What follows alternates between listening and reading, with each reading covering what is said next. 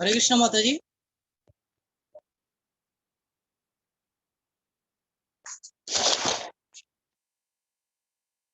हरे कृष्णा।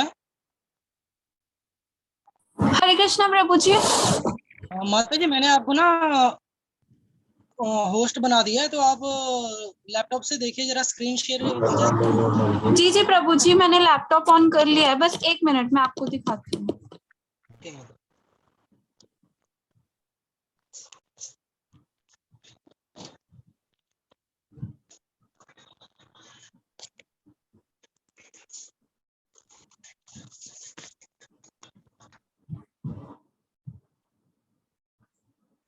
प्रभु जी हो रहा है, स्क्रीन शेयर मैं करती हूँ।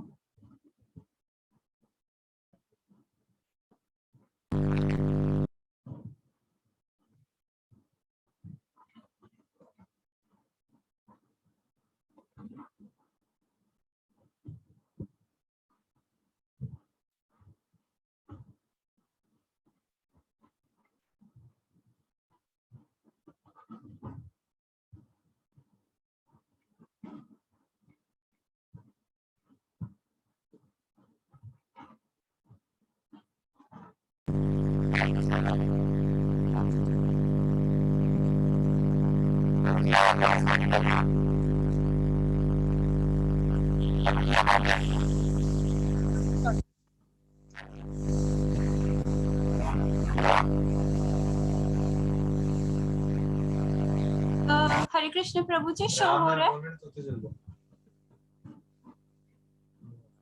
प्रभु जी आप म्यूट हैं।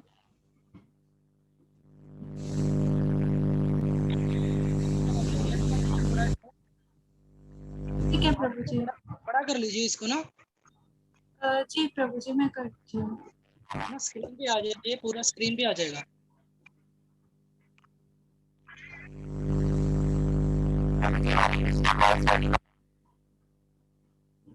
बड़ा नहीं है।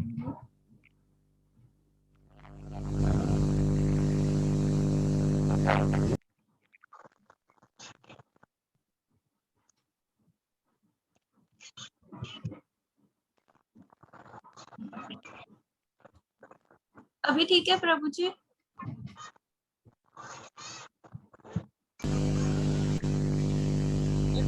ठीक है, पूरी साइड से थोड़ी आ रही, कोई बात नहीं, रीडिंग तो हो जाएगी इससे। तो आप जहाँ से स्टार्ट करना है ना माता जी, वो वाला पेज आप ओपन कर लीजिए।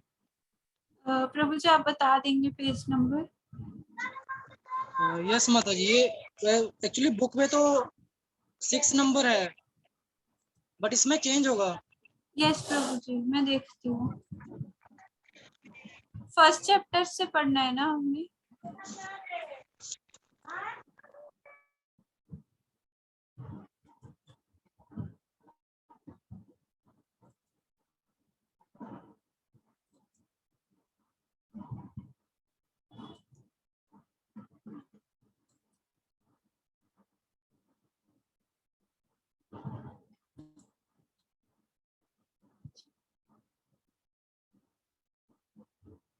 हरे कृष्णा प्रभु जी, आवाज आ रही है क्या मेरी? यस माता जी आ रही है। इसको कहीं और से ओपन करती हूँ।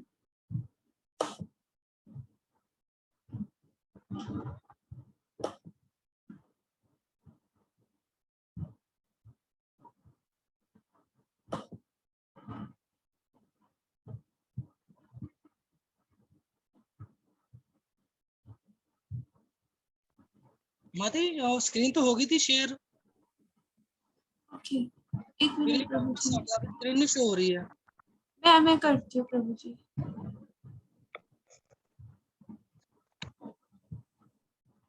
अभी ठीक है प्रभु जी? हाँ यस माता जी, ये ठीक है, ये परफेक्ट है। जी मैंने वो चेंज कर दिया, वो पहले गूगल में खुल रहा था।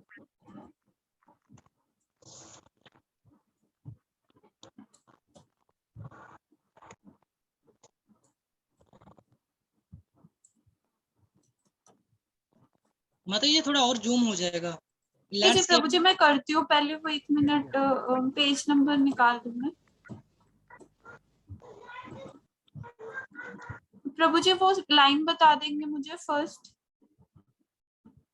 माता जी लाइन है, इस तरह वासुदेव ने कंस से प्रार्थना की। एक मिनट।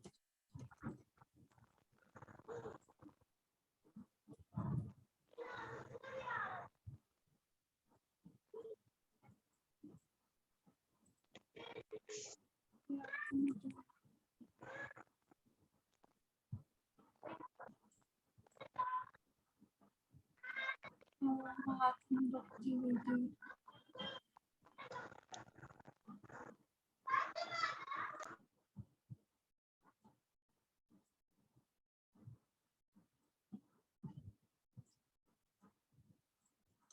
प्रभु जी इस तरह से माता जी आप एकदम स्लो कीजिए तभी मेरे को पता लगेगा। ये एक बार शूरसेन के पुत्र देवकी ने पूरा दहेज का हो गया था ना, हाँ जी दूल्हा भी हो गया था, और हमारा अपना पांव आगे बढ़ाते जो ही विश्वास हो जाता पांव तो उस भूमि पर पड़ा है, ये हो गया था। ये शरीर भी हो गया था, मन बड़ा ही चंचल है हो गया था। यस माता जी हो गया ये। और ये सूर्य चंद्र ये रहा बस इसी इसका नेक्स्ट प्रकार, वाला पैराग्राफ है। ये है ना प्रभु जी इसी प्रकार। नहीं माता इस तरह वासुदेव ने। ये रहा इस तरह वासुदेव ने। प्रभु जी अब शो हो रहा है प्रभु जी ठीक तरह। यस माता जी। ठीक है।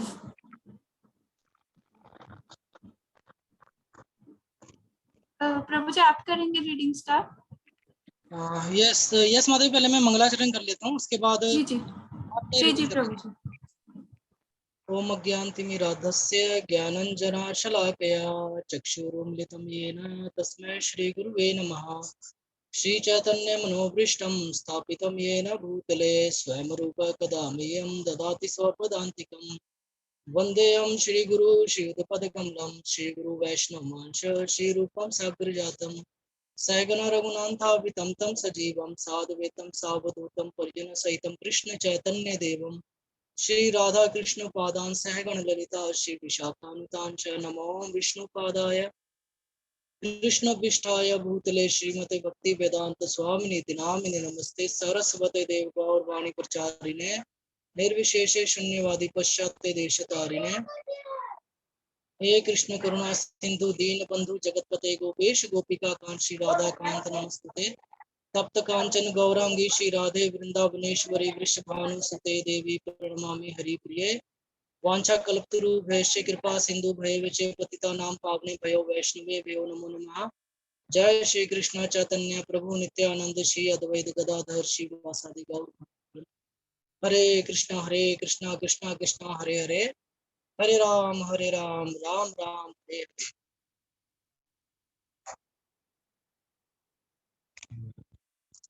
हरे कृष्णा माता जी। अर्शमित माता जी। हरे कृष्ण प्रभु जी। यस माता जी आप पढ़ेंगे, स्टार्ट करेंगे पढ़ना आगे। जी प्रभु जी।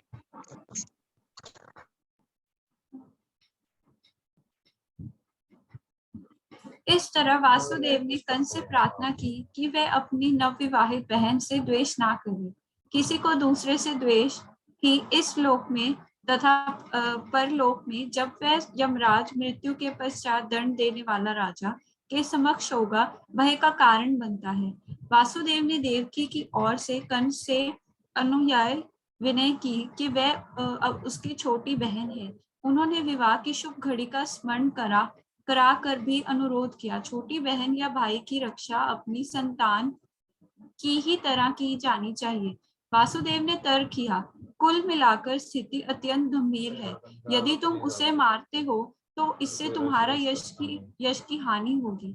इस प्रकार वासुदेव ने सदुपदेश द्वारा तथा दार्शनिक तर्क वितर्क द्वारा कंस को शांत करने का प्रयास किया, किंतु वह शांत नहीं हुआ क्योंकि उसकी संगति असुरों से थी। अपनी आसुरी संगति के कारण राजसी उच्च कुल में जन्म लेकर भी वह असुर बना रहा।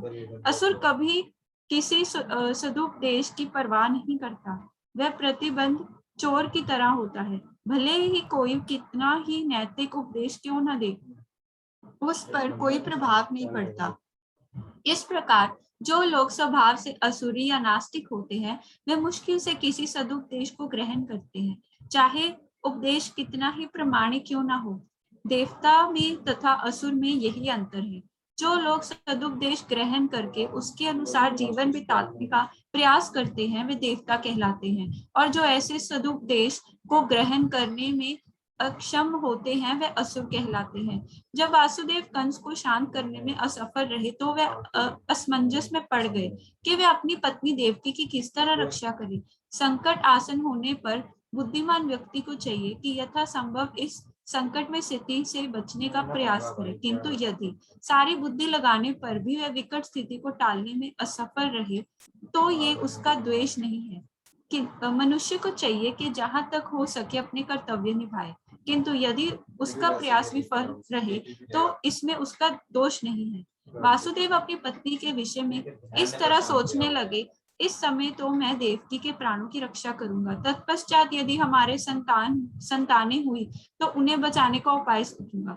उन्होंने आगे सोचा, यदि भविष्य में मेरा कोई संतान होती है जो कंस को मार सके, जैसे कि कंस सोचता है, तो देवकी तथा वह संतान दोनों ही बच जाएंगे, क्योंकि विधि का विधान अचिंत्य है।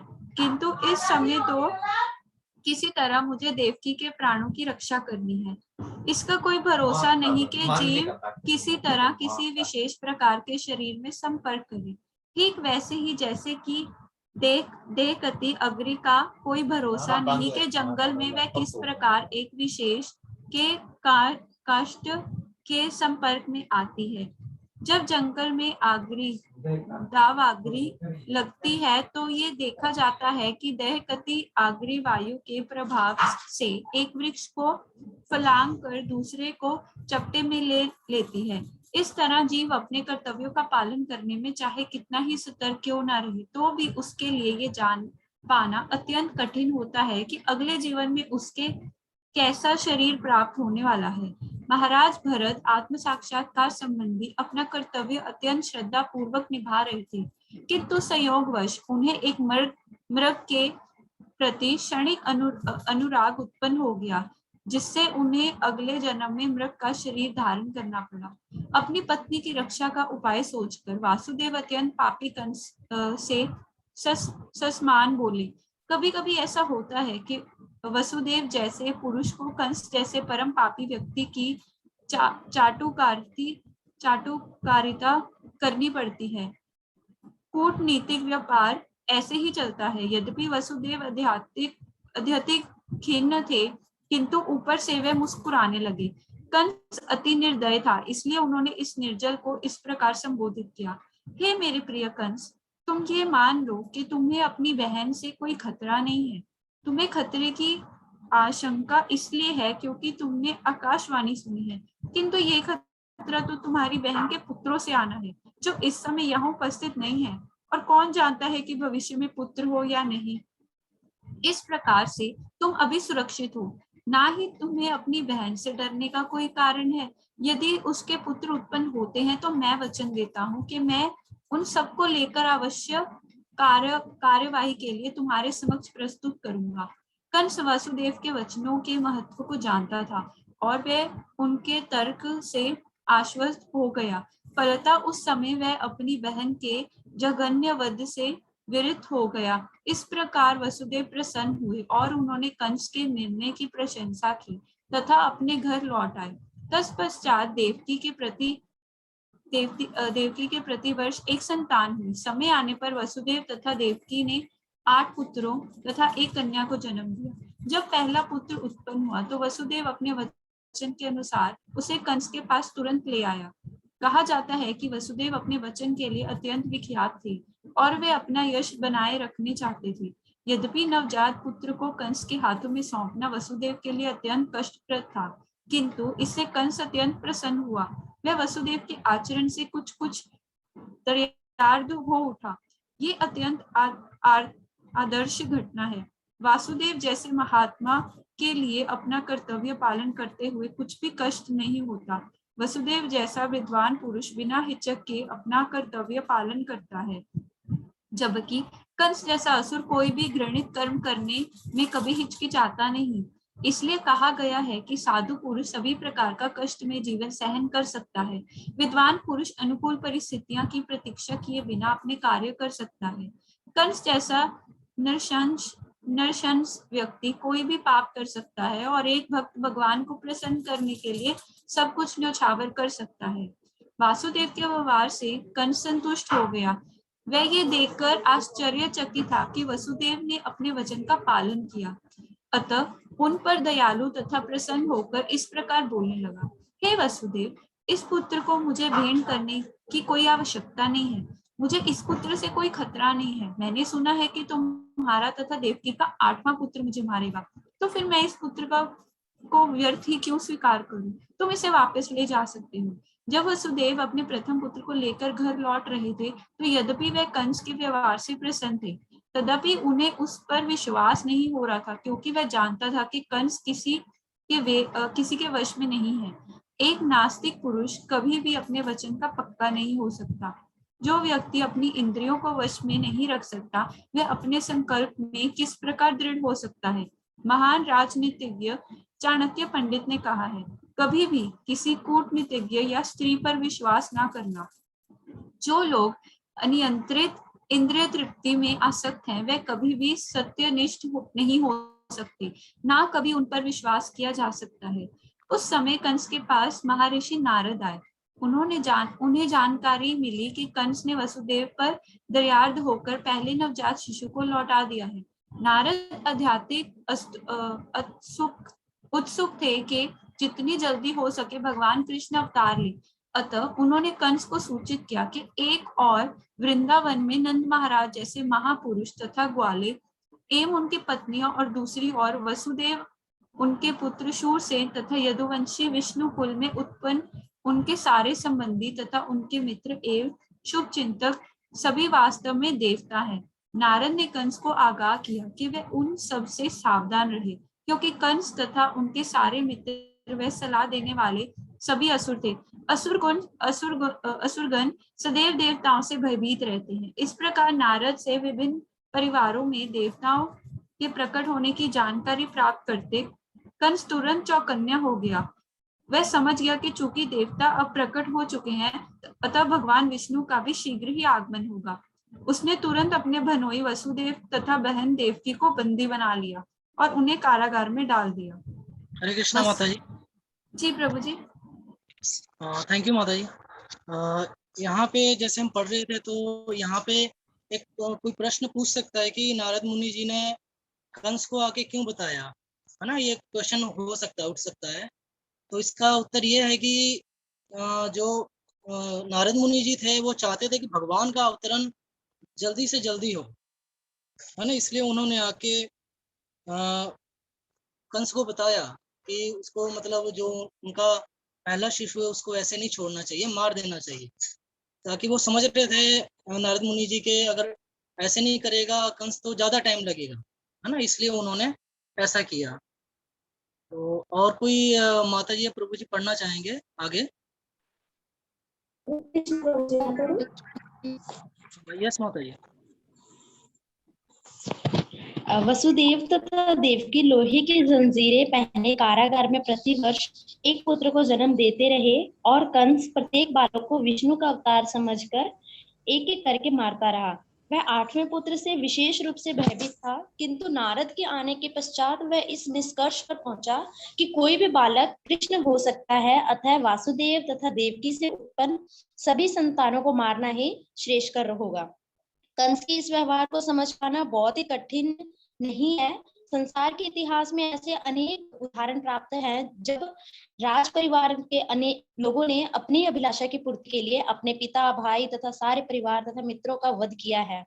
इसमें कुछ भी आश्चर्यजनक ना था, क्योंकि आसुरी वृत्ति वाले राज परिवार के लोभी लोग अपनी निंद अभिलाषाओं के लिए किसी का भी वध कर सकते हैं। नारद की कृपा से कंस ने अपने पूर्व जन्म से अवगत हुआ।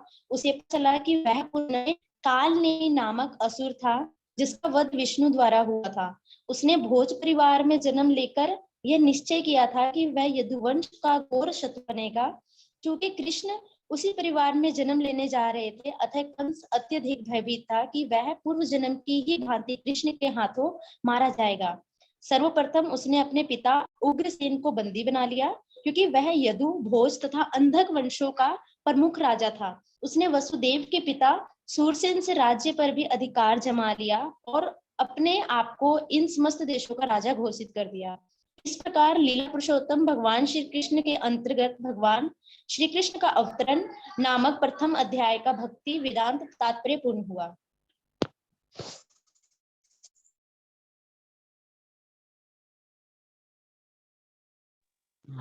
हरे कृष्णा। यस माता जी, आप कंटिन्यू दूसरा स्टार्ट कर सकते हैं।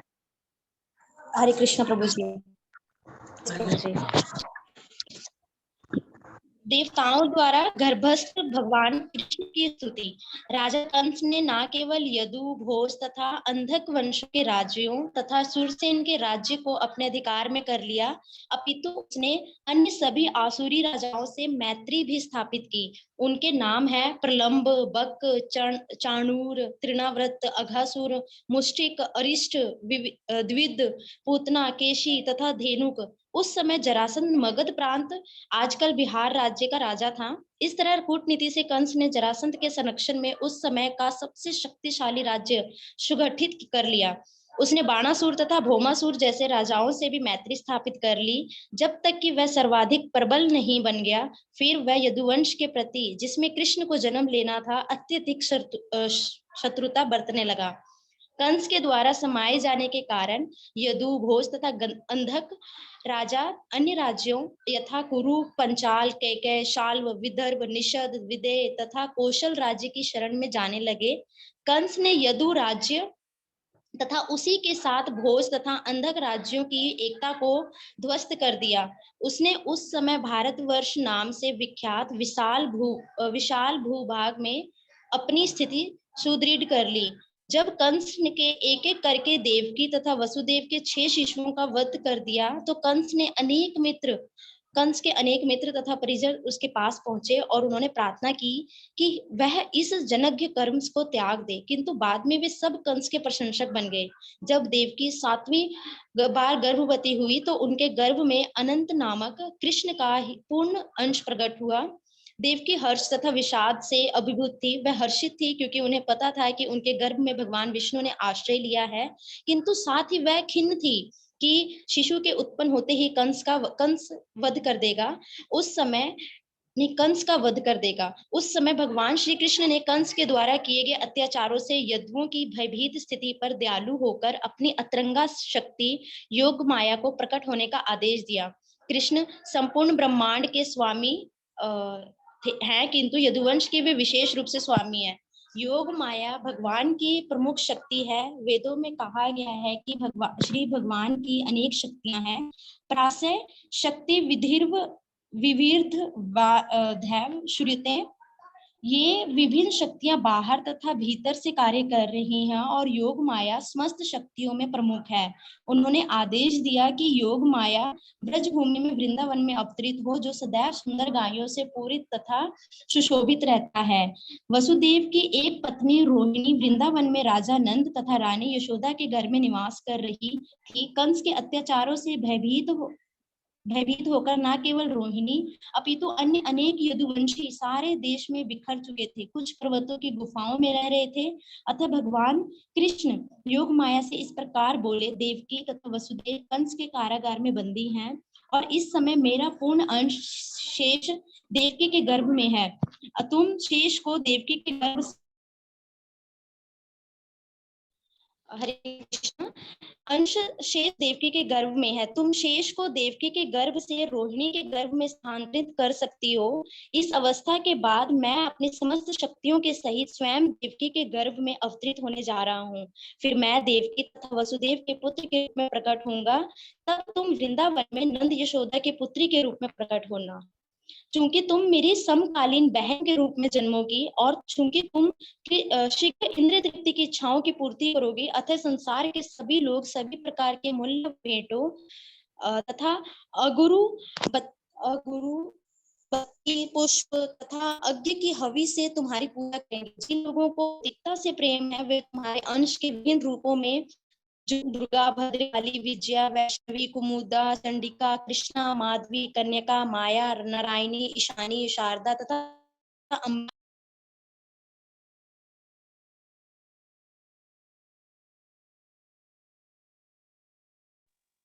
हरे कृष्णा।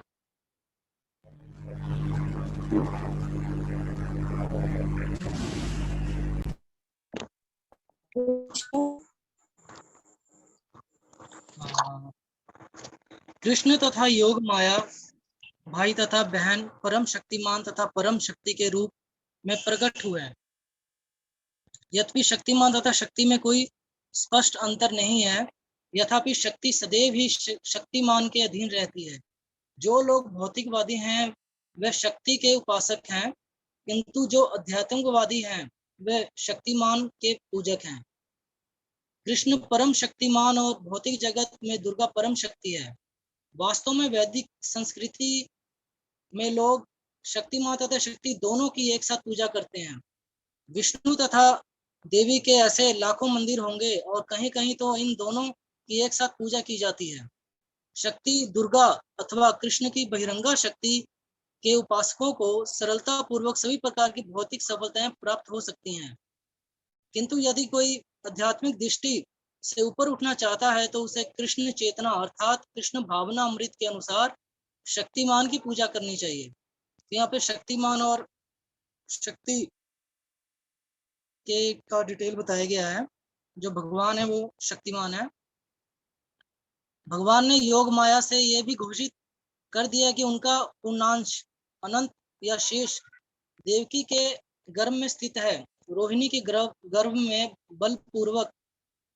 बलपूर्वक ले जाए जाने के कारण संकर्षण कहलाएंगे और वो समस्त देवी शक्तियां या बल के स्रोत होंगे, जिसके द्वारा लोग जीवन का सर्वोच्च आनंद, जिसे रमन कहते हैं, प्राप्त कर सकेंगे। अतः पूर्णांश अनंत अपने अवतार के पश्चात संकर्षण या बलराम नाम से प्रसिद्ध होंगे। उपनिषदों का कथन है नायमातम बल इनेन लभेय। तात्पर्य यह है कि कोई परमेश्वर या किसी प्रकार के आत्म साक्षात्कार के परम स्तर को तब तक प्राप्त नहीं कर सकता जब तक बलराम की पर्याप्त कृपा ना हो। बल का अर्थ है शारीरिक शक्ति। बल का अर्थ शारीरिक शक्ति नहीं, ना ही शारीरिक शक्ति से किसी को आध्यात्मिक सिद्धि मिल सकती है। उसमें आध्यात्मिक शक्ति होनी चाहिए जो बलराम या संकर्षण द्वारा प्रदत्त की जाती है। अनंत या शेष उस शक्ति का स्रोत है जो समस्त लोगों को उनकी विविध परिस्थितियों में धारण किए रहती है। भौतिक रूप से धारण करने की यह शक्ति गुरुत्वाकर्षण कहलाती है, किंतु वास्तव में यह संकर्ष शक्ति का ही प्रदर्शन है। बलराम या संकर्षण आध्यात्मिक शक्ति या आदि गुरु है। अतः भगवान नित्यानंद प्रभु जो बलराम के अवतार भी हैं, आदि गुरु हैं। अतः भगवान नित्यानंद प्रभु जो बलराम के अवतार भी हैं, आदि गुरु हैं, और गुरु भगवान बलराम का प्रतिनिधि होता है जो आध्यात्मिक शक्ति प्रदान करता है। चैतन्य चरितामृत में इसकी पुष्टि की गई है कि गुरु कृष्ण की कृपा का प्रकट्य है। जब भगवान ने योग माया को इस तरह आदेश दिया तो उसने उनकी प्रदक्षिणा की और तब उनकी आज्ञा अनुसार वो इस भौतिक जगत में प्रकट हुई। जब भगवान की परम शक्ति योग माया ने शेष को देवकी के गर्भ से रोहिणी के गर्भ में स्थानांतरित किया तो वह दोनों ही योग माया के वश में थी, जिसे योग निद्रा कहते हैं। जब ऐसा हो चुका तो लोगों ने समझा कि देवकी का 7वां गर्भ विनष्ट हो गया है। इस तरह यद्यपि बलराम देवकी के पुत्र रूप में अवतरित हुए, किंतु रोहिणी के गर्भ में स्थानांतरित किए जाने के कारण उनके पुत्र कहलाए। इस तरह इस व्यवस्था के बाद अपने निष्काम भक्तों की रक्षा करने के लिए सदैव तत्पर रहने वाले भगवान श्री कृष्ण ने अपनी पूर्ण अचिंत्य शक्तियों सहित संपूर्ण सृष्टि के स्वामी के रूप में वासुदेव के मन में प्रवेश किया। इस प्रसंग में ये ज्ञातव्य है कि ज्ञातव्य हो कि भगवान कृष्ण पहले वासुदेव के निष्काम हृदय में प्रविष्ट हुए और तत्पश्चात देवकी के हृदय में स्थानांतरित हुए। वह देवकी के गर्भ में वीर्य द्वारा स्थापित नहीं हुए थे। तो यहाँ पे क्लियर बताया गया है कि भगवान का जो अवतार है वो कितना दिव्य है। भगवान भगवान अपनी अचिंत्य शक्ति से किसी रूप में प्रकट हो सकते हैं। उनके लिए ये अनिवार्य नहीं है कि वह स्त्री के गर्भ में वीर्य क्षेपण की सामान्य विधि द्वारा प्रकट हो। जब वासुदेव भगवान को अपने हृदय में धारण किए हुए थे तो वह उस तेजोमय सूर्य की भांति लग रहे थे, जिसकी प्रखर किरणें सदा असह होती है और सामान्य जनों को झुलसाने वाली होती है। वासुदेव के शुद्ध निष्काम हृदय में स्थित भगवान का रूप कृष्ण के आदि रूप से भिन्न नहीं था कहीं भी, और विशेष रूप से हृदय के भीतर श्री कृष्ण के रूप का उदय धाम कहलाता है। धाम से कृष्ण के केवल रूप का नहीं अपितु उनके नाम, गुण तथा साज सम्मान का भी बोध होता है। यह सब एक साथ प्रकट होता है। इस प्रकार भगवान शाश्वत रूप अपनी पूर्ण शक्तियों समेत वासुदेव के मन से देवकी के मन में उसी तरह स्थानांतरित हुए जिस प्रकार अस्त होते हुए सूर्य की किरणें पूर्व में उदय होने वाले पूर्ण चंद्रमा में चली जाती है। भगवान कृष्ण वासुदेव के शरीर से देवकी के शरीर में प्रविष्ट हुए। वे सामान्य जीव की परिस्थितियों से परे थे, क्योंकि कृष्ण वहां थे। अतः यह समझना चाहिए कि उनके सारे पूर्ण अंश यथा नारायण तथा सभी अवतार यथा नरसिंह, वराह इत्यादि उनके साथ साथ थे और उन पर भी इस जगत की परिस्थितियां काम नहीं कर रही थी। इस प्रकार देवकी उन भगवान का वास स्थान बन गई जो अद्वितीय है और सारी सृष्टि के कारण है। यद्यपि देवकी परम सत्य का वास स्थान बन गई, किंतु कंस के घर के भीतर रहने के कारण वह शमित अग्नि या दुरुपयुक्त विद्या की भांति दिखाई पड़ती थी। जब अग्नि किसी पात्र में रखी जाती है या किसी बंद घड़े में रखी जाती है तो अग्नि की प्रकाशमान किरणें नहीं दिखती। इसी प्रकार से वह दुरुपयुक्त ज्ञान जिससे सामान्य जनता को लाभ नहीं पहुंचता, प्रशंसित नहीं होता। इसी प्रकार देवकी कंस के महल के कारागार की दीवारों के भीतर रखी गई थी, जिससे कोई भी उनके उस दिव्य सौंदर्य को देख नहीं सकता था, जो उनके गर्भ में भगवान के आने से उत्पन्न हुआ था। किंतु कंस ने अपनी बहन के इस दिव्य सौंदर्य को देखा और वह तुरंत इस निष्कर्ष पर पहुंचा कि भगवान ने उसके गर्भ में शरण ले ली है।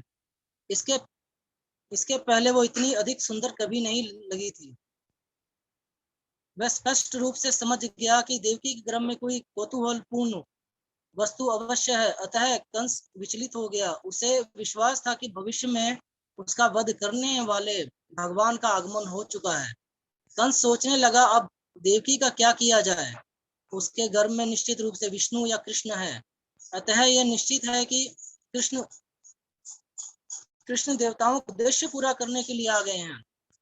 यदि मैं तुरंत देवकी का वध कर दूं तो उनका उद्देश्य विफल नहीं हो सकता। कंस भली भांति जानता था कि विष्णु के उद्देश्य को कोई विफल नहीं कर सकता। कोई भी बुद्धिमान पुरुष जान सकता है कि भगवान के नियमों का अतिक्रमण नहीं किया जा सकता है। सारे असुर चाहे कितने भी विघ्न क्यों न डाले, भगवान का उद्देश्य पूरा होकर रहेगा। कंस ने सोचा, यदि इस समय मैं देवकी को मारता हूँ तो विष्णु अपनी परम इच्छा को अधिक तीव्रता से लागू करेंगे। देवकी को इस समय मारना सबसे घृणित कार्य होगा, भले कोई कितनी भी विषम परिस्थिति में क्यों ना हो, किंतु वो अपनी ख्याति नष्ट करना नहीं चाहता। यदि इस समय मैं देवकी को मारता हूँ तो मेरी ख्याति नष्ट हो जाएगी। आखिर देवकी एक अबला है और वह मेरी शरण में है। वह गर्भवती है और यदि मैं उसे मारता हूं तो मेरी ख्याति, मेरे जीवन भर के पुण्यों का फल सदा मेरे जीवन की अवधि है समाप्त हो जाएगी। तो यहाँ पे कंस डर भी रहा था मारने के लिए। तो आज यहीं तक रीडिंग करते हैं, बाकी जो नेक्स्ट है वो कंटिन्यू करेंगे। तो सभी भक्तों से अनुरोध है कि अगर कोई चीज नहीं समझ लगी हो या किसी का कोई प्रश्न हो या जिज्ञासा, उसको ना कृपया नोट कर लें या हाईलाइट कर लें ना। तो प्रभु जी जैसी क्लास में आएंगे तो उनसे हम वो क्वेश्चन पूछ सकते हैं।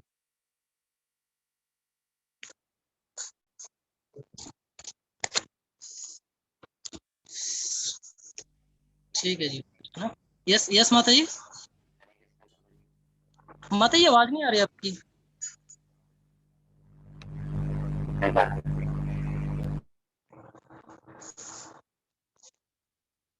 लीला पुरुषोत्तम भगवान श्री कृष्ण की जय। जगत गुरु शिला प्रभुपाद की जय। कृष्णा, थैंक यू प्रभु जी। हरे कृष्ण प्रभु जी। हरे कृष्ण प्रभु जी। हरे कृष्ण माता जी। यस माता जी।